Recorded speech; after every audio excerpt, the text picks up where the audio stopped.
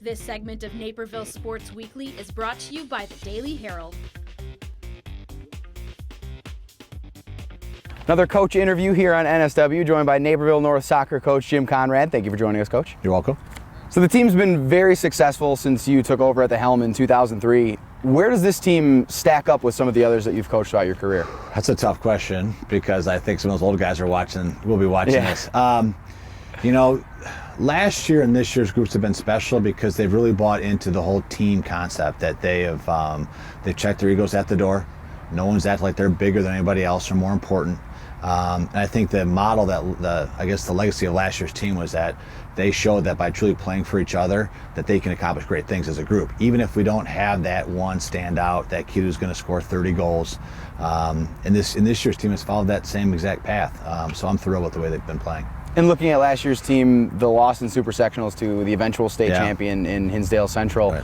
What does that mean for motivation, knowing that you lost to the best team in the state, but you were still right there at the end of the season? Well, we lost to the team that won the state championship. I'm not really to say they're the best team. Naperville Central was fantastic. That we were fortunate to beat them. Mm-hmm. I mean, based on record and performance this season, we probably shouldn't have been in that game against Hinsdale Central.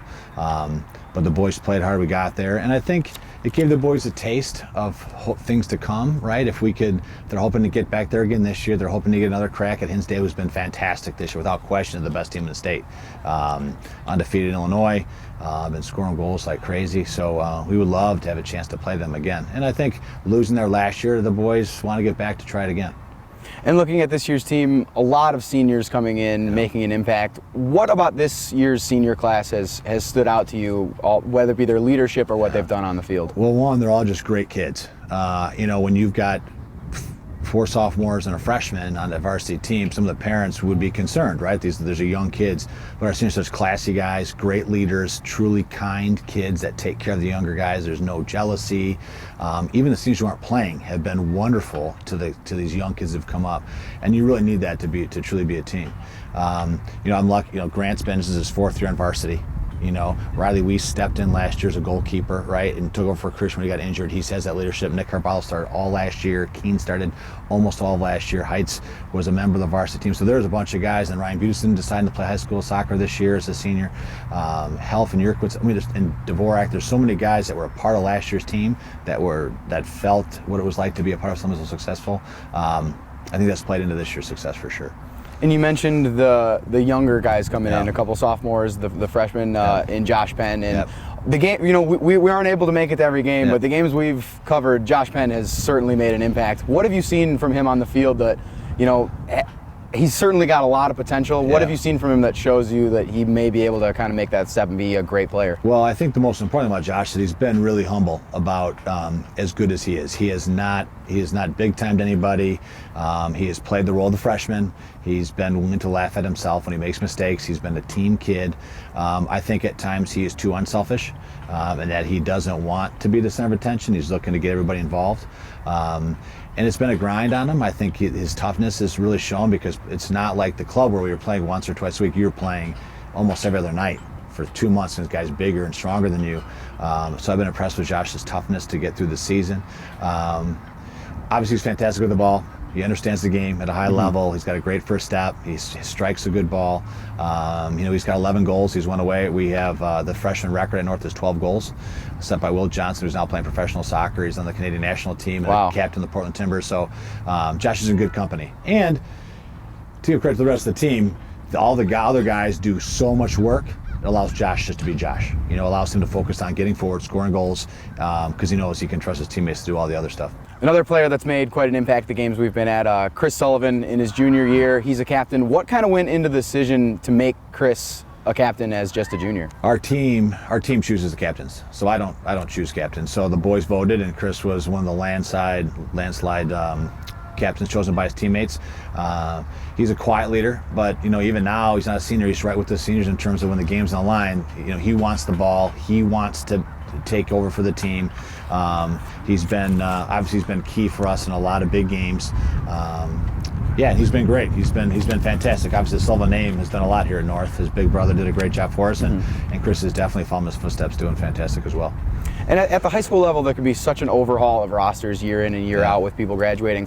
How difficult is it to stay competitive and, you know, coach essentially a new team every single season? Yeah, it is. I'm fortunate to have a good coaching staff, you know, throughout the whole program.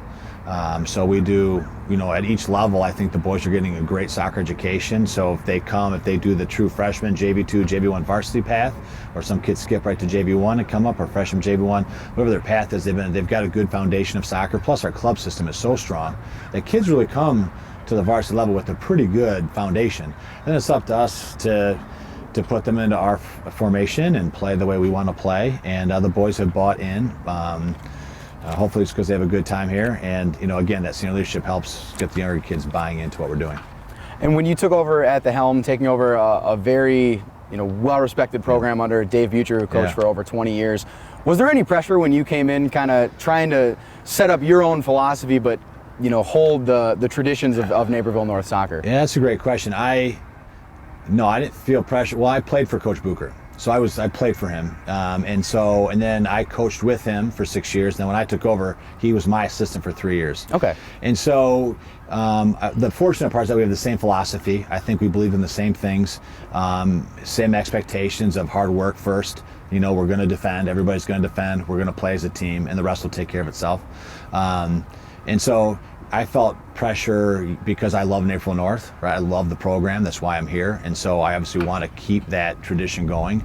And I feel like we have. You know, if we won DVC this year, and that's our 23rd conference championship, which we're very proud of. We take that incredibly seriously here. Congratulations. Thanks. And we're hoping to make another run in the state tournament.